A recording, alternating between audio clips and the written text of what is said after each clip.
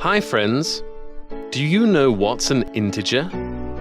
And why should we learn about integers and how it helps? Let's answer these questions one by one. You know what's a natural number and what's a whole number. Now to this number line, if we add the negative numbers, the set becomes integers. Thus, integers are numbers that can be positive, like 1, 2, 3, 4, or negative, like -1, -2, -3, -4. 0 is also an integer. Note, integers do not include fractions and decimals. They are not integers, as decimals and fractions are part of a number. In addition, remember that on a number line, numbers on the right are bigger than the numbers on the left. This rule also applies when we move to the negative side of the number line. Thus, -2 is bigger than -6 and -8 is smaller than -1.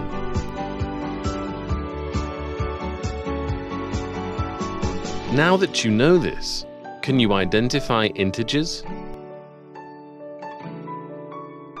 Just to reiterate, integers are a set of whole numbers and their negative counterparts or opposites. But what do we mean by opposite in numbers? Look at the integers on the number line. Here you can see that there is 2 and -2, 5 and -5, 8 and -8. These numbers are opposites of each other.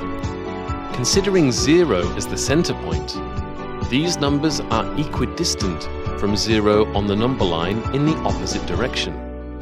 Therefore, 2 is the opposite of -2, -5 is the opposite of 5, and 8 is the opposite of -8.